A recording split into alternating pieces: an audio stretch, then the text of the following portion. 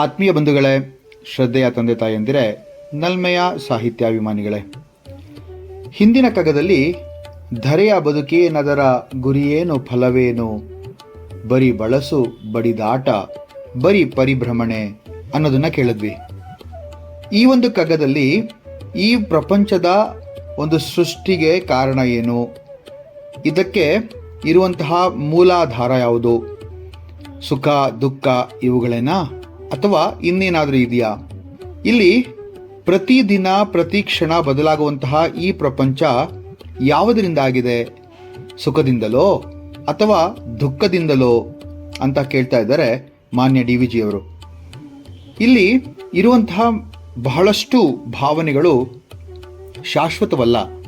ಕೆಲವೊಮ್ಮೆ ಕೆಲವು ಭಾವನೆಗಳು ಬಂದು ಹೋಗುವಂತಹ ಮೋಡದ ರೀತಿಯಲ್ಲಿ, ಪಾಸಿಂಗ್ ಕ್ಲೌಡ್ಸ್ ಅಂತಾರಲ್ಲ, ಹಾಗಿದ್ರೂ ಕೂಡ ಅದರ ಒಂದು ಪ್ರಭಾವ ನಮ್ಮ ಮನಸ್ಸಿನ ಮೇಲೆ ಅತೀವವಾಗುತ್ತೆ.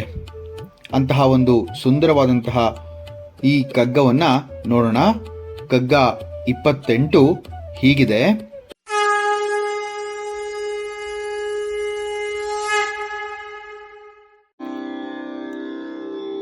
ಕಾರುಣ್ಯ ಸರಸ ಸೌಂದರ್ಯ ರುಚಿಗಳೇ ಸೃಷ್ಟಿ, ಕಾರಣಮೆನಿಪ್ಪವಲು ತೋರ್ಪುದೊಂದು ಚಣ, ಕಾರ್ಪಣ್ಯ ಕಟುಕತೆಗಳೆನಿಪುದಿನ್ನೊಂದು ಚಣ, ತೋರದಾವುದು ದಿಟವೋ ಮಂಕುತಿಮ್ಮ ಮಂಕುತಿಮ್ಮ.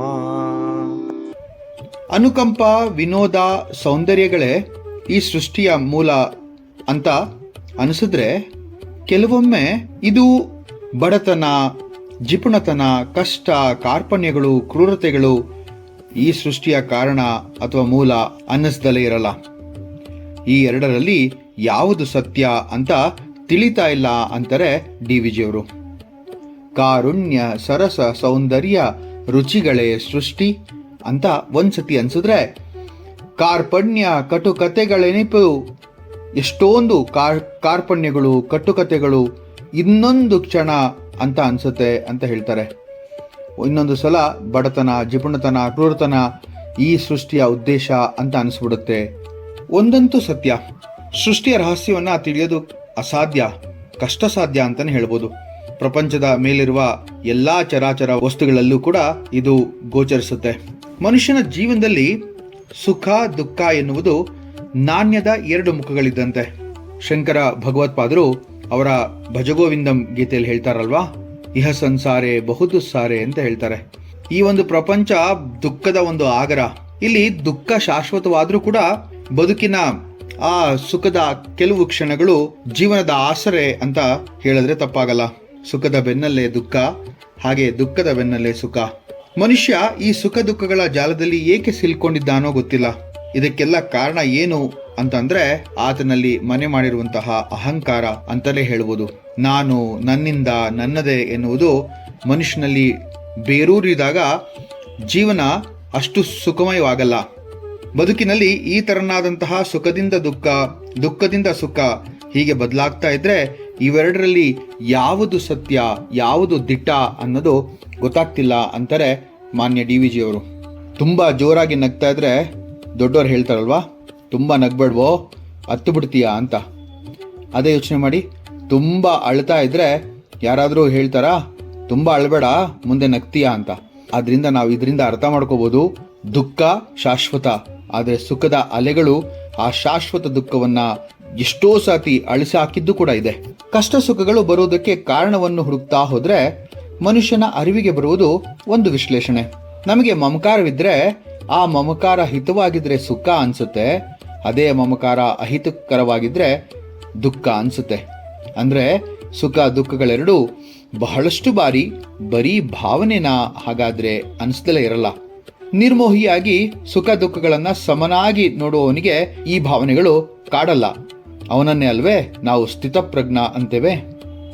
ಭಗವದ್ಗೀತೆಯ 2ನೇ ಅಧ್ಯಾಯ ಸಾಂಖ್ಯಯೋಗದಲ್ಲಿ ಅರ್ಜುನ ಕೇಳುವಂತಹ ಪ್ರಶ್ನೆಗೆ ಕೃಷ್ಣ ಬಹಳ ಸುಂದರವಾಗಿ ಉತ್ತರಿಸ್ತಾನೆ.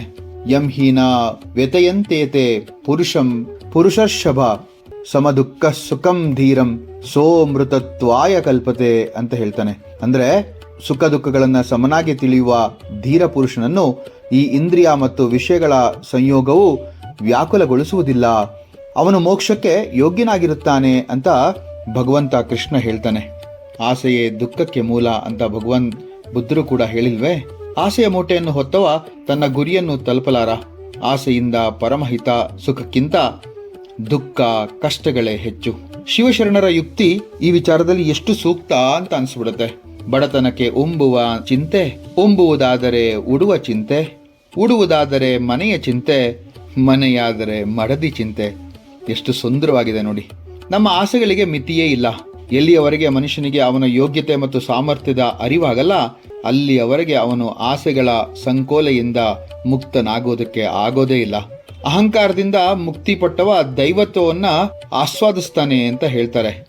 ತನ್ನ ಮುಂದೆಯೇ ಭಗವಂತ ಬಂದರೂ ಕೂಡ ಕಾಣದಷ್ಟು ಕುರುಡನಾಗಿ ಅಹಂಕಾರದ ಪರೆಯನ್ನ ಅವನು ಹೊಂದಿದ್ರೆ ಅದು ಕಳಚುವಂತಹ ಒಂದು ಪ್ರಯತ್ನವನ್ನ ಅವನು ಅತಿ ಶೀಘ್ರ ಮಾಡಬೇಕಾಗತ್ತೆ. ಅದೇ ಅವನ ಆದ್ಯ ಕರ್ತವ್ಯ ಕೂಡ ಹೌದು.